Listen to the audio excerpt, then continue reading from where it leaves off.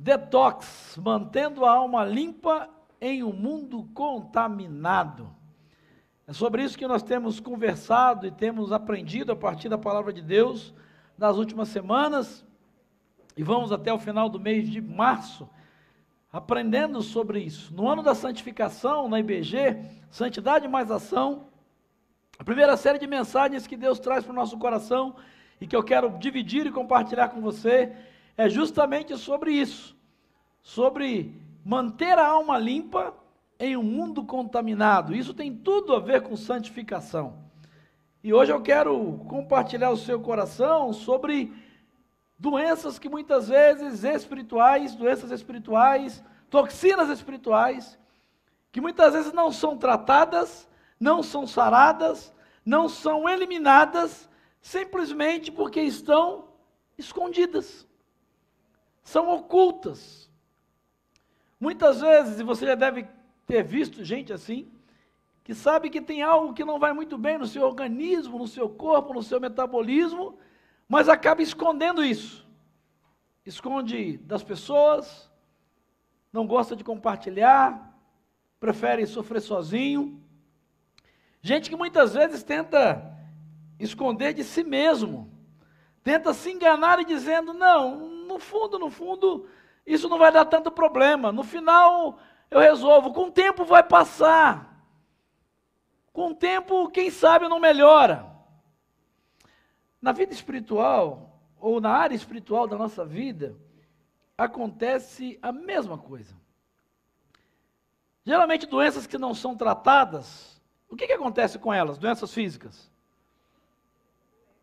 Elas pioram, elas crescem.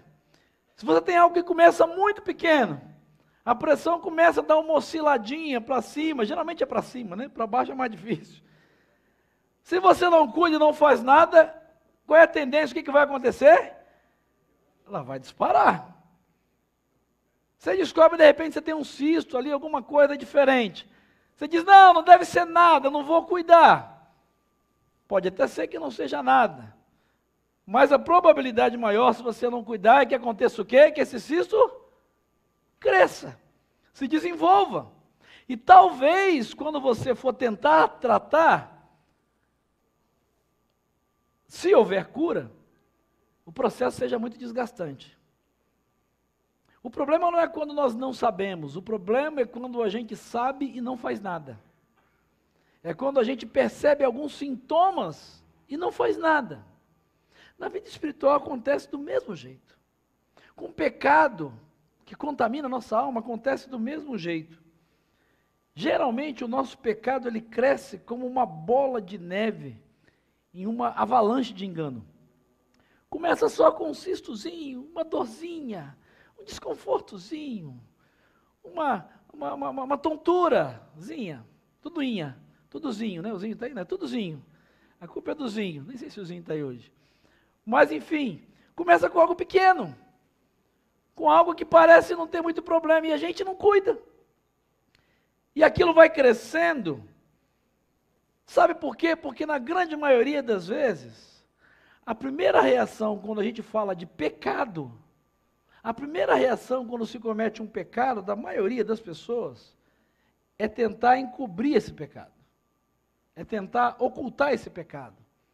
É tentar muitas vezes negar para si mesmo e para as pessoas que isso seja pecado. É assim desde o início.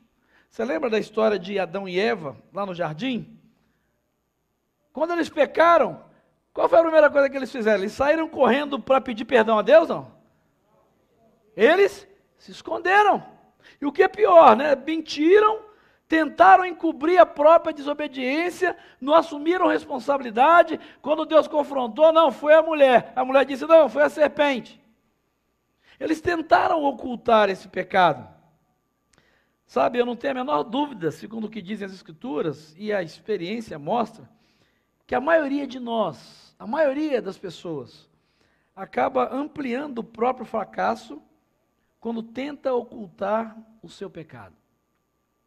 Por isso hoje, nessa terceira mensagem da série Detox, mantendo a alma limpa no mundo contaminado, eu quero começar a receitar a partir da palavra de Deus algo que pode salvar você, salvar a tua alma, salvar a tua vida, salvar o teu casamento, salvar as tuas emoções, revelando pecados ocultos. Revelando pecados ocultos. Sabe, geralmente quando a maioria de nós comete pecados, as pessoas acabam se agarrando à falsa esperança de que se os outros não souberem o que a gente fez, talvez não vá ser tão ruim assim, né? A maioria das pessoas pensa dessa maneira. Quando comete um pecado, surge essa falsa esperança e esse engodo de dizer, bom, se ninguém souber, o estrago não vai ser tão grande. E desde Adão, acabou se criando um padrão dos seres humanos. Alguém peca, encobre o que fez, e geralmente quando é confrontado ou descoberto, faz o quê? Nega tudo. Esse é o padrão desde Adão. Comete o pecado, tenta encobrir o pecado, e quando é confrontado, descoberto, ou até há uma possibilidade, a pessoa acaba negando. Eu podia aqui discorrer sobre toda a Bíblia, mas só para ficar ali perto do início da história, os filhos de Adão e Eva, Caim e Abel, você lembra? Deus ofereceu ou recebeu a oferta de Abel e não a de Caim, pelas motivações do coração. O que o Caim faz com Abel? Ele mata Abel. E ele faz o que com o corpo de Abel? Ele tenta fazer o que com relação a Deus? Esconder, porque Deus chega e diz, onde é que está o seu irmão Abel? O que Caim responde? Eu lacei do Abel? Está no meu bolso? Que tenho eu? Ema. Abel é Abel, Caim é Caim. Você acha que Deus não sabia o que Caim tinha feito? Claro que ele sabia. Mas ele dá a Abel, ou melhor, dá a Caim, a oportunidade de ser tratado. Ele dá a Caim a oportunidade de aquele primeiro cisto, aquele primeiro pecado, aquela primeira coisa que parecia, né, ser tratada, o mal ser tirado pela raiz. Mas o que Caim tenta fazer? Porventura sou eu o guardador do meu irmão? Sei lá onde está o Abel, não é problema meu. E aí você conhece o resto da história. Deus diz assim, olha o teu coração, cuidado com o teu coração, olha para onde você está indo. Eu posso falar para você também, a Bíblia fala, melhor dizendo, da história de José e de seus irmãos, inveja, ciúme. Tudo bem que José era mala quando era pequeno. José era mala, é uma bênção, homem de Deus. Mas sabe irmão mais novo que se acha? Irmão mais novo que é o queridinho da mamãe e do papai? Posso ouvir um amém? Nós da comunidade dos irmãos mais velhos sabemos o que é isso. Nós que somos irmãos mais velhos. José era, né? Porque ele se achava natural. Jacó era um pai idoso. Filho mais novo, filho temporão. Deu casaco colorido. E realmente Deus tinha um propósito especial para a vida de José. Isso não dava a ele o direito de se achar e de ficar tirando com os irmãos, mas isso não justifica. Você conhece a história? Eles, por inveja, por raiva, eles vendem José para uma caravana de mercadores que vai para o Egito. E o que eles fazem com relação a Jacó? Eles chegam para o pai e dizem, nós vendemos ou gostamos dele. O que eles fazem? Eles mentem. Não, olha, tem aqui uma túnica, a túnica que você deu está com sangue. Se você não conhece a história, está lá no Gênesis, eu estou aqui resumindo. Eles matam o animal, eles jogam primeiro José numa cisterna, depois eles queriam até matar, mas não tem coragem, enfim. Aí depois jogam José num poço, numa cisterna, depois resolvem vender, aí pegam um casaco, uma túnica que ele tinha ganho do pai, matam o animal, mancham com sangue. Jacó, te achou isso aqui? Acho que o Zé morreu. Acho que Jacó sofre desesperadamente e os irmãos dele acabam ocultando isso durante anos, e você conhece o final da história. Eu quero dizer para você que talvez histórias como de Adão e Eva, Abel e Caim, José e seus irmãos, não sejam muito diferentes das histórias, ou da história que você está vivendo. E se você for olhar para essas e outras histórias na Bíblia, você sabe qual é o fim delas. Qual é o fim delas? Em alguns casos, há oportunidade para reconciliação, para restauração, como no caso de José, por exemplo. Para Adão e Eva, eles perderam a bênção da presença de Deus de viverem no paraíso. Eles foram expulsos da presença permanente de Deus. Caim foi marcado, não se sabe exatamente o que é isso, mas uma marca que até o protegia.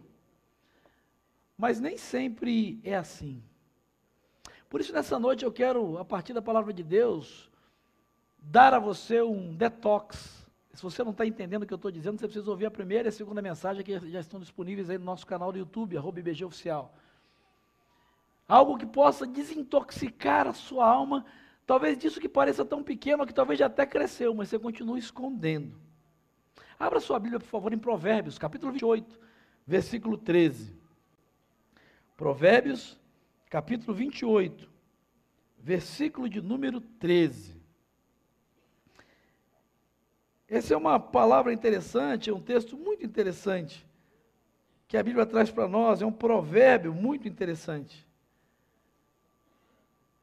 Diz assim o sábio: quem esconde os seus pecados não prospera, mas quem os confessa e os abandona, encontra misericórdia. Quem esconde os seus pecados não prospera, mas quem os confessa e os abandona, encontra misericórdia. Simples assim. Talvez a opção por ocultar seu pecado, aparentemente, torne a sua vida mais fácil no curto prazo. Talvez ocultar o seu pecado e você esteja aí desconfortável com isso que eu estou te dizendo, quer esteja aqui ou quer esteja com a gente pela internet, que talvez você diga, não, mas o negócio é ser pior, talvez, e realmente, a curto prazo, esconder o pecado torna a vida mais fácil. Mas a história mostra, a Bíblia mostra e a vida mostra que com o tempo as coisas sempre vão piorar. E é isso que o sábio diz nesse texto.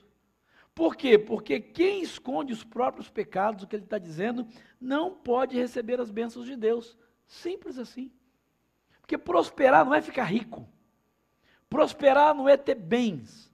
A ideia bíblica de prosperidade é a ideia de equilíbrio, de harmonia, de estar debaixo do cuidado, da graça e da bênção de Deus. E o que ele diz é: quem esconde pecados, abre mão de receber as bênçãos divinas. Por isso, querido, eu quero desafiar você em nome de Jesus. Se você está levando a sério essa história de desintoxicar a sua alma e experimentar na sua vida, em 2020, um poder limpo e novo em sua caminhada cristã, você precisa responder uma pergunta para você mesmo e para Deus essa noite.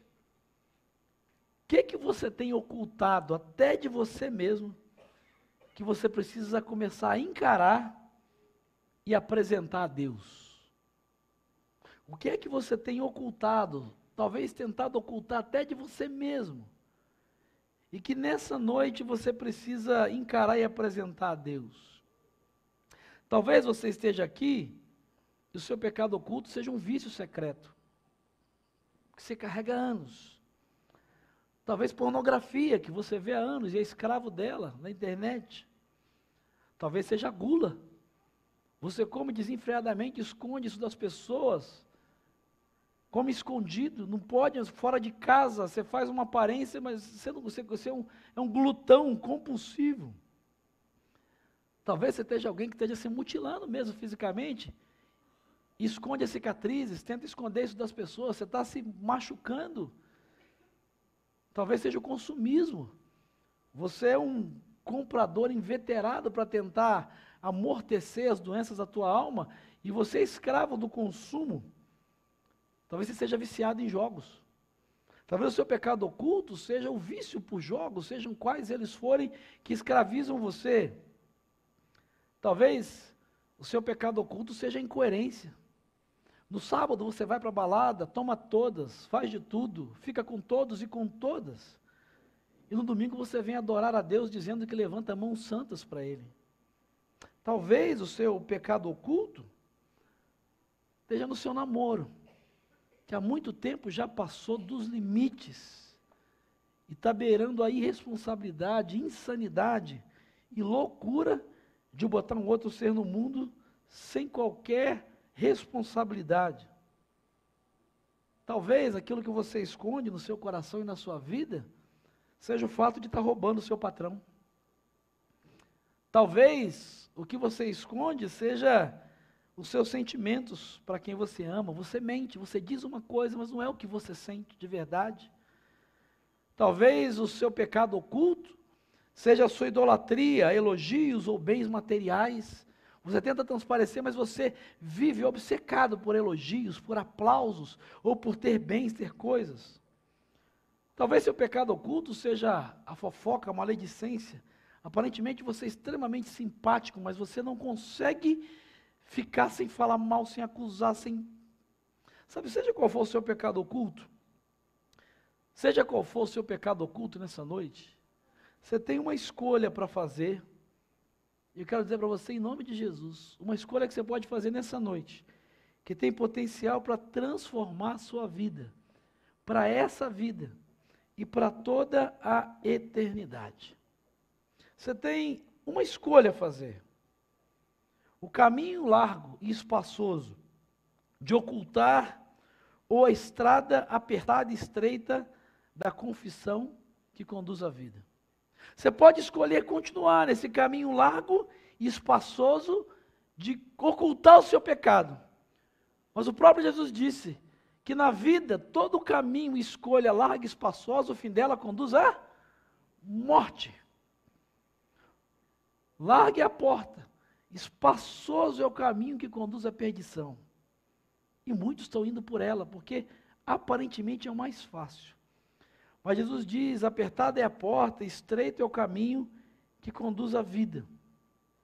A sua primeira opção nessa noite é ir mais longe do que você gostaria com o seu pecado. Ou melhor, a consequência disso é, se você escolher pela primeira opção, pelo caminho largo e espaçoso, a opção 1 claramente vai te levar a um abismo muito maior, a uma escravidão muito maior. E o risco que você corre de continuar ocultando o seu pecado é de ir mais longe do que você gostaria com o seu pecado. E guarde o que eu vou te dizer, pagar um preço muito mais caro do que você imaginou, do que teria que pagar por fazer e continuar a fazer o que você está fazendo. Na opção 2, o caminho estreito e apertado da confissão, você pode encontrar uma alegria libertadora que você jamais sonhou e que Jesus quer oferecer para você nessa noite. Existem 4 elementos nesse ciclo vicioso, que todo ser humano, mas sabe qual é o grande problema? A maioria de nós acha que só existem 3. A maioria de nós vive como se só existissem 3. São 4 elementos: pecar, encobrir e negar. Não é isso? Falei aqui, o ciclo é esse: pecar, encobrir e negar. Mas existe um 4º ciclo, que é real e existe, e mais cedo ou mais tarde ele vai acontecer. É a revelação do seu pecado. O ciclo completo, ele se completa com esse 4º item. Há o pecado, a tentativa de encobrir, a negação do pecado, mas seja a curto prazo, seja a médio prazo, seja a longo prazo, ou seja, na eternidade, o seu pecado vai ser revelado. A Bíblia tem uma história muito interessante que você conhece, nos mostra, nos fala, ilustra muito claramente isso que eu queria compartilhar com você. E eu queria que você fosse comigo lá para o 2º livro de Samuel, no capítulo 11, os versos de 1 a 5. 2º livro de Samuel, capítulo 11, versos de 1 a 5. É a história do rei Davi. Quem cobre os seus pecados não prospera, mas quem os confessa, é isso que diz o autor, e os abandona, encontra misericórdia. A história de Davi mostra claramente isso para nós. E eu quero usar a história de Davi porque ela é real, ela é cotidiana, ela é contemporânea. Ela, ela mostra de uma forma muito clara como usar o detox de Deus, como fazer a escolha certa. Por mais difícil que seja, por mais coragem que exija, pode trazer cura para você, pode trazer cura para a tua família, pode trazer cura para os teus relacionamentos, pode trazer cura para a tua alma, pode trazer cura para a igreja de Jesus, pode trazer cura para a tua eternidade. O texto diz que na primavera, segundo Samuel 11, a partir do verso 1, na primavera, no tempo em que os reis saíam para a guerra, Davi enviou para a batalha Joabe com seus oficiais e todo o exército de Israel. E eles derrotaram os amonitas e cercaram Rabá. Mas Davi permaneceu em Jerusalém. Uma tarde, Davi levantou-se da cama, foi passear pelo terraço do palácio. Do terraço viu uma mulher muito bonita tomando banho e mandou procurar saber quem era. E disseram-lhe: é Batseba, filha de Eliã e mulher de Urias, o hitita, casada. Não está na Bíblia, mas só para ficar claro para você. Né? Fecha. Davi mandou que a trouxessem e se deitou com ela, que havia acabado de se purificar da impureza da sua menstruação. Depois voltou para casa. A mulher engravidou e mandou um recado para Davi, dizendo que estava grávida. Pecado e a consequência do pecado. Davi tinha várias opções.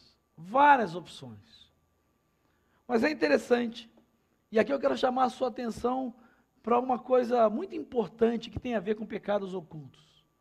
Esse texto começa com uma expressão que me chama muita atenção. Ele diz que no tempo em que os reis saíam para a guerra, na primavera, Davi estava onde? Em casa.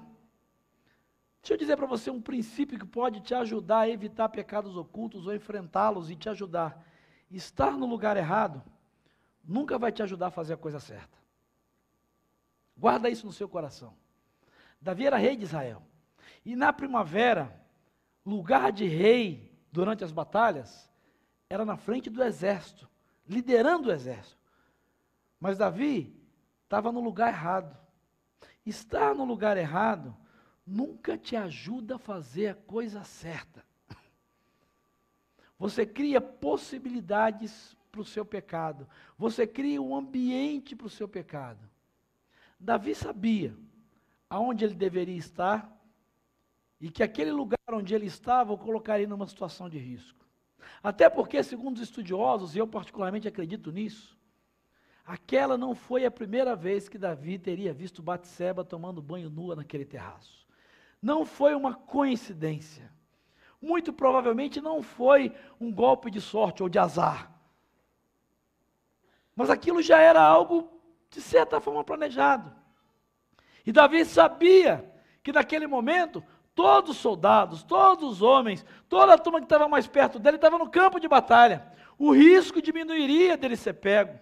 As pessoas que talvez poderiam alertá-lo, os mais próximos, não estariam perto. Ele ficaria, talvez, confortável para fazer aquilo que o seu coração, mais do que o seu coração, a sua carne estavam lhe pedindo. Por isso, ele criou toda uma estratégia para estar no lugar errado. Estar no lugar errado nunca vai te ajudar a fazer a coisa certa. Você está entendendo o que eu estou dizendo para você? Você está entendendo o que Davi está ensinando para você? Eu sei que o Espírito Santo de Deus está dizendo claramente do que a Bíblia está dizendo. Você sabe que o lugar é errado. Você sabe que a companhia é errada. Você sabe que a circunstância é errada. Mas você tenta justificar. Você tenta arrumar uma desculpa. Você tenta provar para você mesmo que no final das contas não tem nada a ver. Mas no fundo você quer dar vazão a desejos. Sabe qual é o risco disso? Tem uma palavrinha nesse texto que é muito poderosa, que no português talvez não faz muito sentido, ou faz sentido, mas não tanto. O texto diz que Davi, quando ele estava lá no terraço, versículo 2, ele viu uma mulher bonita tomando banho. Essa palavra viu, no português, dá a ideia só de olhar. Mas no hebraico, que é a língua original do Novo Testamento, é muito mais forte. A ideia da palavra, que é a palavra ra'á, é a ideia de fitar, de olhar fixamente, de olhar intensamente, de olhar e não parar de olhar. Cobiçar. Não uma olhadinha. Ih, meu Deus do céu. Não. O texto diz que Davi teve a mesma atitude da ave de rapina, o abutre. Não sei se você já percebeu, vê lá no Discovery Channel, Geographic Channel. O abutre ele tem uma visão extremamente aguçada. E ele fica rondando, e com um olhar fixo na sua presa, até o momento certo de abater a presa. A Bíblia está dizendo que muitas vezes é isso que acontece. Davi não só viu, na verdade, Davi analisou de cima a baixo e no fundo, Davi gostou do que viu. Sabe, muitas vezes é isso que acontece. Você olha, você vê, você experimenta e no fundo você gosta. Sabe, às vezes não é só questão de sexualidade, não é só luxúria. Isso pode ser com comida. Você olha e você fica alimentando, imaginando e criando uma maneira, às vezes, é com álcool, com droga, com cigarro, com a fofoca. Você sabe que é errado. Sabe o que é interessante disso? Esses cistos, essa toxina, ela é tão poderosa, ela é tão viciante, que a mente diz não, mas o corpo diz sim. Sim. É o que a Bíblia vai chamar lá em 1 João de cobiça da carne, ou desejo da carne. Todos nós passamos por isso. Todos nós somos tentados a isso. A questão é, antes até mesmo de cometer o pecado, se pela graça de Deus você não está escravizado com pecado oculto, e por isso que eu estou dando essa palavra a você, tenha muito cuidado se você está criando circunstâncias para permanecer no lugar errado, com a companhia errada, e criando circunstâncias, e alimentando a sua toxina, porque a sua mente diz que isso vai te matar, a sua mente diz que isso vai acabar com o teu casamento, a sua mente diz que isso vai te gerar uma diabetes absurda, a sua mente diz que isso pode destruir com um relacionamento de anos, o que você anda fazendo e dizendo, mas na verdade o seu corpo, a sua natureza decaída, ela pede isso. A Bíblia é clara em dizer que todo pecado, ele tem consequência. Qual é a consequência do pecado de Davi? Uma gravidez. Você sabe que transar antes do casamento é pecado, fora da vontade de Deus. A sua mente sabe que é, mas o seu corpo pede. E o que é que você faz? Você cria situações para estar no lugar errado. A consequência acaba vindo. O que Davi faz é o que muitos de nós fazemos. Ele começa com um plano A. Qual é o plano A? Tentar esconder. Como é que você esconde uma gravidez? De 9 meses. Então ele vai para o plano B. O plano B, depois você pode ler a história, ele manda trazer Urias de volta. Ele está tentando encobrir. Traga Urias, que é o marido, pago lá uma suíte presidencial, ele volta com a mulher, o cara está na guerra, só vê homem, guerra, sangue e tal, chega lá, tá a Batseba lá, não tem erro.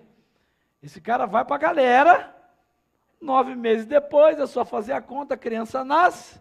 Ô Urias, ele já estava dizendo, qual presente que eu vou dar? Dizendo, ó Urias, parabéns, hein, lindo, é a cara do pai.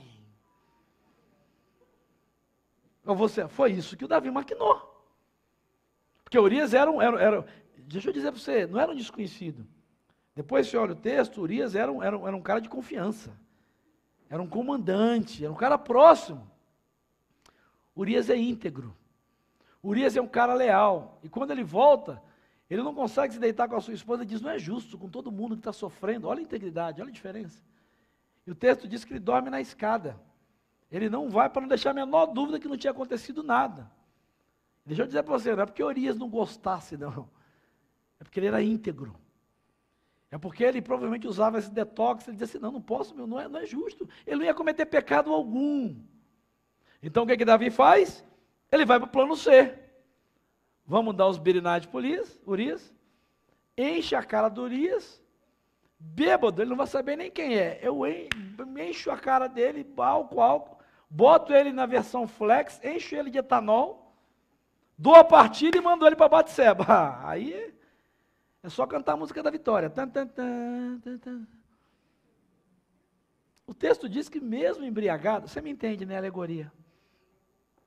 Mesmo embriagado, Urias não se deita com Batseba. Aí a cabeça de Davi fica louca, ele começa a maquinar, dizer, meu Deus, como é que eu vou fazer? Eu sou o rei de Israel, as pessoas não podem saber, eu tenho que arrumar um jeito de esconder esse negócio. Ele vai para o plano D, é o D já? Eu até perdi as contas, é o D. Ele vai para o plano D, ele diz, se não tem jeito, ele chama Joabe e diz assim, ó, pega Urias, bota na linha de frente, sabe aquele lugar onde vem flecha, pedrada, canhão, a R-15, tiro de 12, metralhadora, bota Urias lá, por que não? Porque o cara é bom, o cara tem superpoderes. E aí você conhece a história, Urias é morto naquela batalha. Sabe, muitas vezes a gente age da mesma maneira. Cometeu o pecado, plano A, é só eu apagar o histórico da internet, ninguém vai saber. Se eu entrar lá e apagar o histórico, não vai fazer mal para ninguém. Mas se de repente eu sou pego na mentira, alguém descobre, eu esqueci de apagar o histórico, ou eu fui pego, qual é o plano B? Não, então eu vou mentir, eu vou negar até a morte. Eu vou negar, mas aconteça o que acontecer. Quando eu era garoto, tinha até uma expressão, né? Você que é da minha idade, talvez lembre. Eu juro minha mãe mortinha que não fui eu. Lembra disso, não? Quando eu era garoto, eu já confessei para Deus, então estou confessando em público, não tem nem problema. O medo da surra. Menino, foi isso, não sei o que lá, não sei o que lá. Não, mãe, eu juro minha mãe mortinha. Você vai jurar por mim? Quer que eu morra? Você é louco? Que eu sei que você fez, safado. Ou então, às vezes, entre os colegas, alguma coisa acontecia. Não, professora, juro minha mãe mortinha que eu não colei na prova. Eu não vou nem perguntar quantos fizeram isso, digo amém, porque vai ser, eu não vou perguntar. De jeito nenhum. Mas a estratégia é essa. Plano A é apagar o histórico, é esconder, é ficar escondido, é ficar quando os pais saem, ir para o quarto lá. O B é, se for pego, mentir e negar. Mas se não tiver jeito, se você for desmascarado e as pessoas tiverem prova, qual é o plano C? Ah, se finja de vítima. A culpa é da minha família. A culpa é do diabo. A culpa é da carne, porque a carne é fraca. A culpa é do Bolsonaro. A culpa é da Dilma. A culpa é dela. Olha as roupas que ela veste. A culpa é dele. Safado, me mandava o WhatsApp todo dia. Eu respondia porque eu sou educada. Transfira-se, faça de vítima. Não assuma a responsabilidade pelos seus próprios pecados.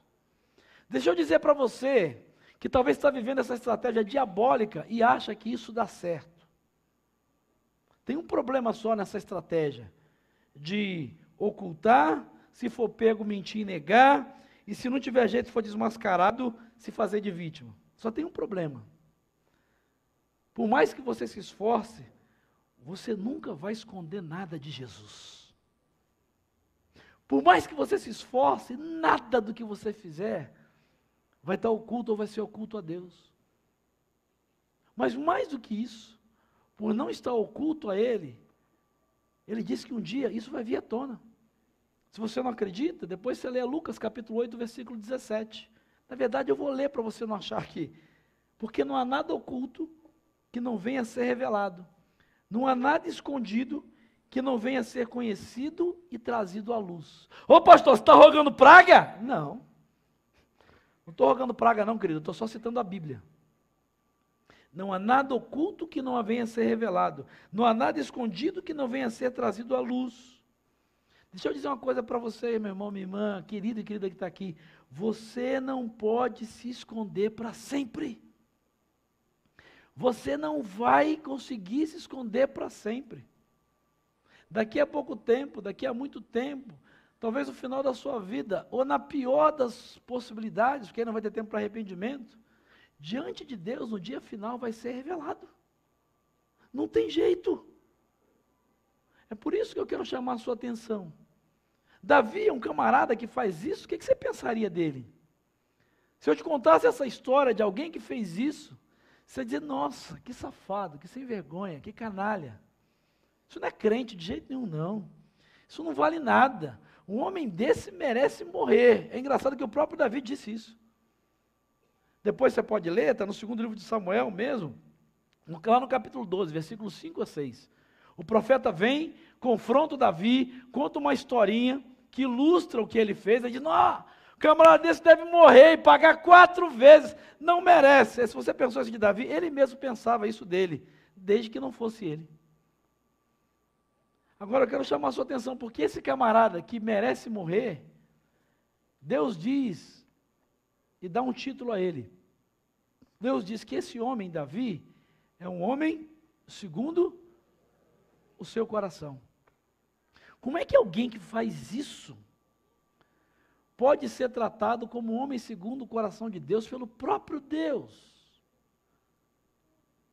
A receita é o detox de Deus. A receita é muito simples.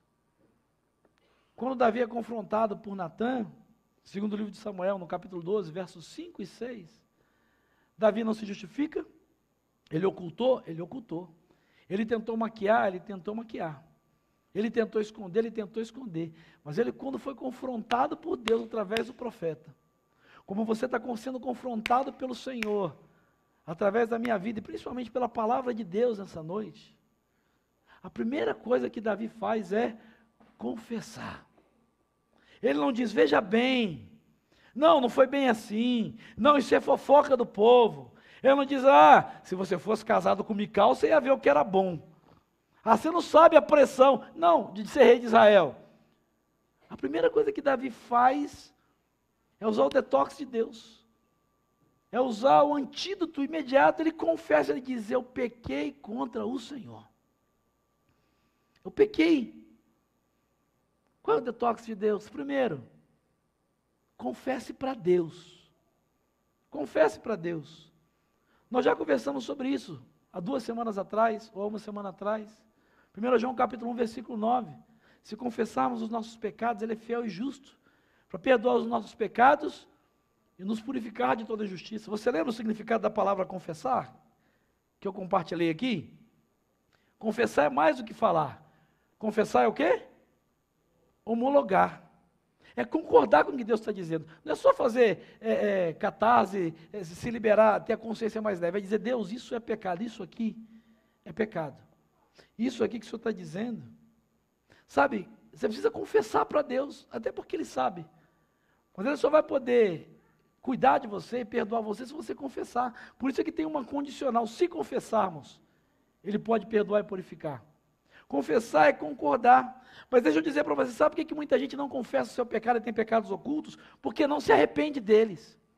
Porque confissão é fruto de arrependimento e não de remorso. Porque arrependimento é sofrimento por desagradar, entristecer e desobedecer a Deus. Remorso é a tristeza por ter sido pego, por ter sido descoberto, por ter sido desmascarado. Por isso eu quero, em nome de Jesus, desafiar você. Seja qual for o pecado que você está trazendo oculto, escondido, talvez há anos, há meses, há dias no seu coração, confesse para Deus. Concorde de uma vez por todas com Deus que isso é pecado. Para de tentar se enganar, para de tentar mentir, para de arrumar desculpas, para de tentar empurrar com a barriga e achar que com o tempo vai passar. Não vai. Sabe por que você precisa confessar para Deus? Porque quando você confessa a Deus, você recebe o perdão de Deus. Talvez pareça que é pouca coisa, mas não é, porque ser perdoado por Deus, Ele mesmo diz em Isaías 43, versículo 25, que quando você confessa os pecados e confessa por arrependimento, Ele diz, eu perdoo os seus pecados e deles não me lembro mais. E toda acusação que vier depois disso, pode ter certeza, não é de Deus, é do diabo que vai tentar te acusar. Mas se você confessou o seu pecado, você está perdoado por Deus e diz, a minha dívida está paga, o meu pecado foi perdoado. O próprio Deus, lá em Miqueias, capítulo 7, versículo 9, ele usa uma outra expressão muito bonita. Ele diz que Ele lança o nosso pecado nas profundezas do mar. Detox para pecado oculto é confissão, mas não é... Por isso, não é dizer para Deus, Senhor, perdoa a multidão dos pecados, Senhor, perdoa o meu pecado, que eu estou fazendo isso aqui, que eu sou fofoqueira, Senhor, dá para o Senhor me perdoar? Não. É se derramar diante de Deus e dizer, Deus, esse troço que eu estou fazendo, esse jeito do meu namoro, esse negócio aí que ninguém sabe, e que está, Deus, isso é pecado, isso me faz mal, eu reconheço, eu concordo com o Senhor, eu não posso continuar, eu não tenho força, eu não sei como fazer, Deus, mas eu quero dizer para o Senhor que isso me faz mal também. Se entristece o teu coração, entristece o meu. Se dói no seu coração, dói em mim, Senhor. Não, Deus, eu não estou confortável. O meu corpo até pede, a minha mente diz que não, mas eu sei, Deus, que é errado, eu sei que é pecado. Sabe qual é a bênção disso, querido? A Bíblia diz que quando você confessa o seu pecado, você está perdoado por Deus. Se você tem pecados ocultos, e eu quero em nome de Jesus desafiar você a confessá-los, mas não é aquela confissão, confessa hoje, faz amanhã, confessa hoje, faz amanhã, confessa, não. Confessar mesmo, com a ideia de dizer assim, eu me arrependo, eu vou mudar, eu vou começar um processo, eu vou fazer qualquer coisa. Porque existe uma promessa bendita nesse livro. Se você confessa o seu pecado a Deus, receba em nome de Jesus, você está perdoado por Ele. Nada nem ninguém nesse mundo e no outro pode te cobrar. Pode te cobrar ou te acusar desse pecado. Você está perdoado por Deus. Você está perdoado por Deus. Sabe aquela culpa, aquela coisa de virar à noite sem dormir?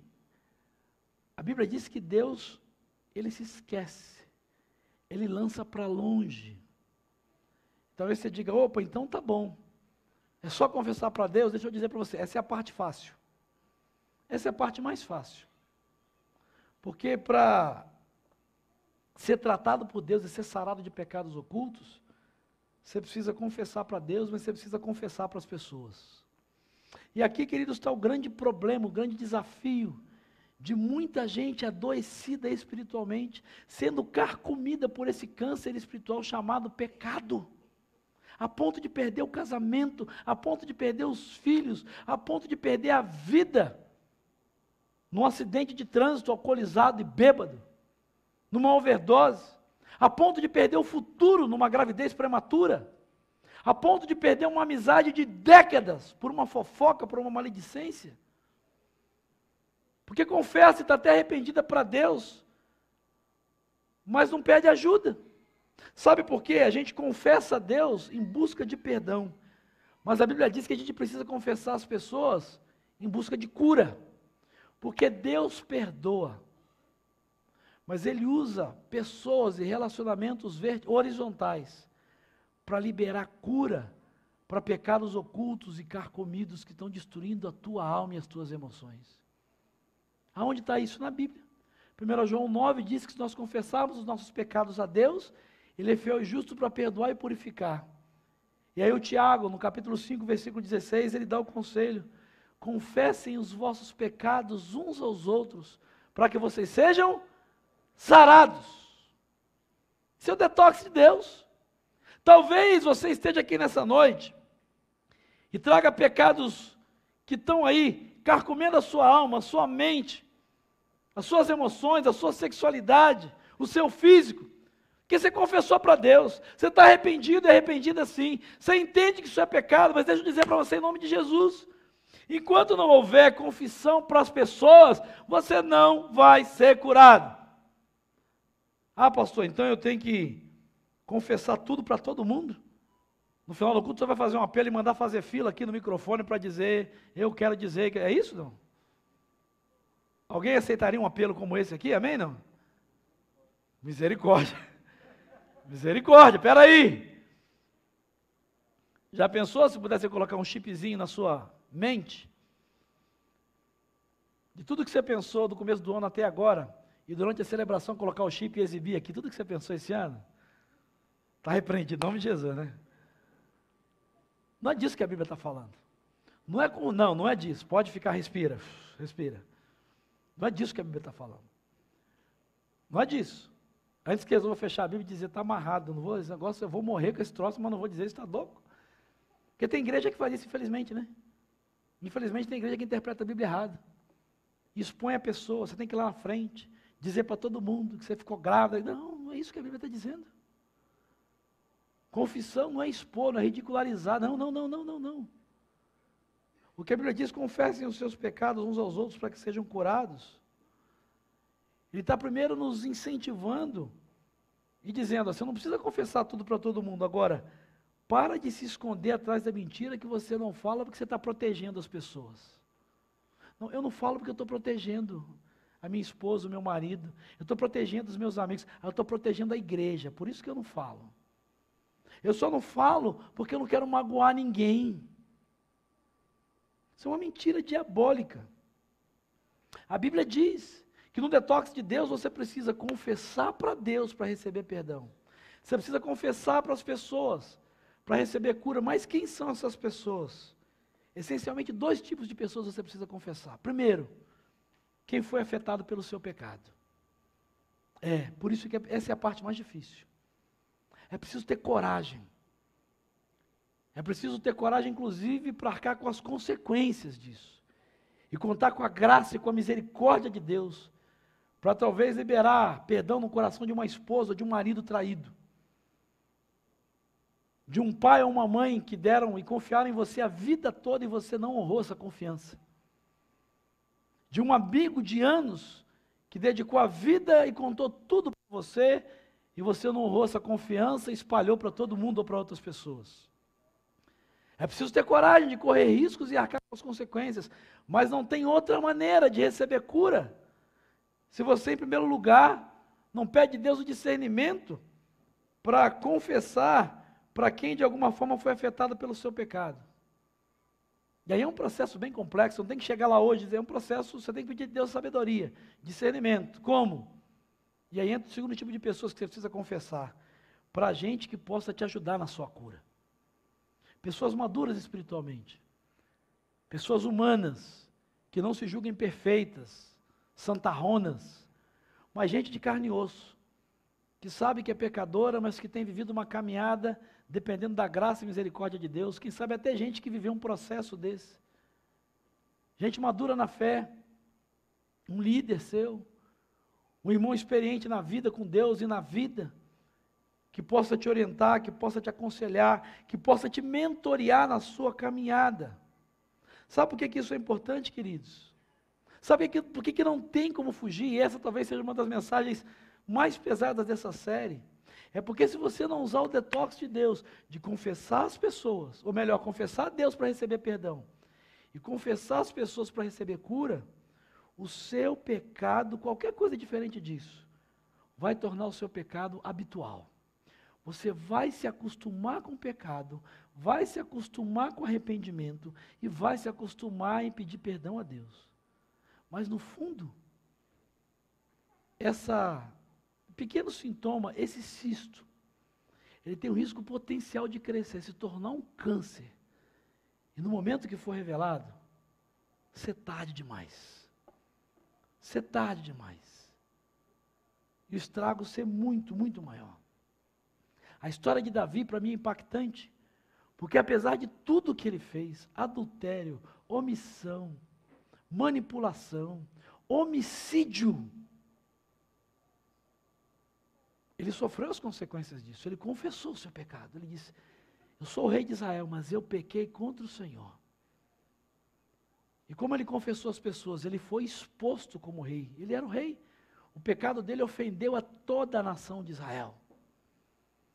Ele sofreu consequências pesadas, duras disso. Os seus filhos. Mas sabe o que é interessante? Você olha o final da vida de Davi. Ele pode fazer do seu filho o seu sucessor. Ele morre idoso, cumprindo a missão que Deus tinha lhe dado. E é interessante que uma das frases mais bonitas na Bíblia a respeito de Davi é: tendo Davi servido a Deus em sua geração. Eu nunca ouvi pelo menos um sermão sobre Davi o assassino. Eu quero lhes falar sobre a unção do homicídio, baseado em Davi. Davi, o rei canalha. Eu nunca ouvi. Davi o mentiroso. Não. Mas Davi entra para a história, apesar dos seus pecados, como um homem segundo o coração de Deus e que serviu a Deus na sua geração. Porque quando confrontado com um pecado que era oculto, ele confessou a Deus. E ele pagou o preço, e não foi pouco. Não foi pouco. De confessar as pessoas a quem ele tinha ferido. E buscar ajuda de quem poderia ajudá-lo, o profeta Natan. Você diz, pastor, não era melhor talvez ter guardado para ele e ficado quieto? Eu acho que não, sabe por quê? Basta você comparar com outro rei de Israel, Saul, que aparentemente cometeu pecados aos olhos humanos muito mais leves. Ele desobedeceu a Deus. E quando foi confrontado com isso, ele botou desculpas. Não, eu fiz para adorar o Senhor. Não, eu fiz. Tá bom, Samuel, é pecado, mas volta comigo, eu sou o rei de Israel. Deixa quieto, vamos deixar por aqui, para que mexer nisso? Se você conhece o final da história de Saul, é o rei Saul. O final da história do rei Saul, aos olhos humanos, pecados ocultos muito menos graves. Como é que ele termina mesmo? O seu filho se torna amigo do seu pior inimigo, que ele criou como inimigo, Davi. O Jonatas. Mas pior do que isso, ele termina derrotado numa batalha, se lançando sobre a sua própria espada, sobre a sua própria lança, morto pelos seus inimigos, ou melhor, levado à morte, ele comete suicídio. Porque não tem jeito, querido, pode parecer algo muito simples, mas se aquilo que é pequeno hoje é oculto, se você não tratar, isso pode te levar à morte, e é uma morte irreversível. Sabe, a palavra que Deus colocou no meu coração para você hoje é essa. Não é uma palavra simpática, não é uma palavra simples, mas é uma palavra que tem o poder de transformar a sua vida, nessa vida, e para toda a eternidade. Depois de 25 anos de ministério pastoral, eu já vi essas histórias na Bíblia, na vida real. Pecados ocultos, todos nós somos sujeitos a eles. Eu já vi gente que tentou ocultar e achar que com o tempo tudo ia se resolver. E achava que o ciclo era pecado, ocultação e negação. Mas quando menos se esperava, a revelação veio à tona. Para alguns foi tarde demais, o casamento acabou, a carreira foi interrompida, o sonho de uma profissão se tornou numa maternidade, numa paternidade precoce. Lógico, a graça de Deus se manifestou em algumas delas, mas o preço com certeza foi muito mais alto do que se tivesse sido usado o detox de Deus. Porque eu conheço gente também nesses 25 anos de ministério, que não só confessou para Deus e reconheceu, mas pagou o preço debaixo de orientação pastoral, de gente que ajudava em oração, no tempo certo, da maneira certa, de confessar isso para as pessoas a quem estavam sendo, em alguns o processo foi muito difícil, foi doloroso, a dor foi grande, muita lágrima, mas a palavra de Deus se cumpriu nessas histórias que não são só histórias bíblicas. Quem escondeu seus pecados não prosperou. Mas eu conheço muita gente que os confessou, escolheu o caminho estreito e apertado, difícil, de dor e de lágrimas, muitas vezes, da confissão e de dizer, olha, é isso que eu sou, é isso que eu estou fazendo, me perdoa, tem misericórdia de mim, me ajuda. E a palavra de Deus se cumpriu. O texto diz que quem os confessa e os abandona, bendito seja o Senhor, porque muita gente encontrou a misericórdia de Deus no seu casamento, encontrou a misericórdia de Deus no relacionamento com seus pais, com seus filhos, encontrou a misericórdia de Deus na sua saúde, encontrou a misericórdia de Deus no prolongamento da sua vida, encontrou a misericórdia de Deus até em milagres, em curas sobrenaturais.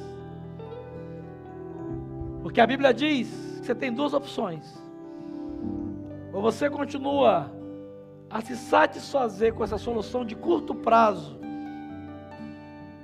corre o risco disso ser revelado e as consequências serem irreversíveis. Porque quem oculta pecados abre mão da bênção de Deus. Mas quem os confessa e abandona, confessando para outras pessoas, pedindo ajuda, é uma promessa. Deus vai te alcançar com a misericórdia dele. E aquilo que talvez seja impossível, difícil para você, não tenha dúvida, Deus pode fazer no seu coração, no coração daqueles a quem você está ferindo e a quem você está magoando. Que essa palavra encontre lugar no seu coração, que essa palavra traga libertação, traga cura para você em nome de Jesus, e que hoje você resolva permitir que o Senhor entre com um bisturi espiritual e comece a extirpar de uma vez por todas isso que talvez está pequenininho no começo, antes que transforme em algo grande demais. Ou talvez isso que está aí há muito tempo, está grande, está incomodando, parece que a qualquer hora vai supurar, vai explodir. Mas se Deus te trouxe aqui, Ele está dizendo: eu nessa noite ainda quero tratar. Tem tempo. Talvez está doendo. Estou apontando para o Gledson, porque há 3, 4 semanas atrás estava com uma dor, ele compartilhou, eu não sei o que é, está aqui, tem como, mas eu vou tratar. Podia ser algo muito ruim, não sabia o que era, vamos buscar. Procurou ajuda, tem algo aí, é cirúrgico, vai doer, vai. Não, mas é melhor tirar, porque conviver com a dor, o risco é muito maior. Está doendo até hoje, eu tive com ele essa semana. Eu disse: pastor, faz parte do processo. Agora eu sei que não há nenhuma possibilidade de algo pior acontecer no meu corpo. Eu não sei nem onde isso ia parar, mas se era algo ruim, eu paguei o preço de tirar isso fisicamente. Uma cirurgia que ele fez. A recuperação está sendo dolorida, complicada, mexeu com a rotina. Mas ele diz: eu posso ficar tranquilo com relação ao futuro, porque aquilo que tinha ruim, mesmo dolorido, foi tirado do meu corpo. E eu sei que daqui para frente é um processo de recuperação, até que essa dor não exista mais. Eu tenho a certeza que eu estou curado. É isso que Deus quer fazer. Talvez vai doer o processo, talvez você vai pagar um preço nesse tempo, mas não tenha dúvida, assim como o Gledson na questão física, na questão espiritual, você vai saber que essa dor é uma dor para cura definitiva, uma dor para aquele momento que vai chegar, que talvez o que vai restar é uma cicatriz, para que quando você olhe, você se lembre da graça, do amor, da misericórdia e do cuidado de Deus para com você e para com a vida daqueles que você ama. Que Ele te abençoe, que Ele confirme essa palavra no teu coração, em nome de Jesus.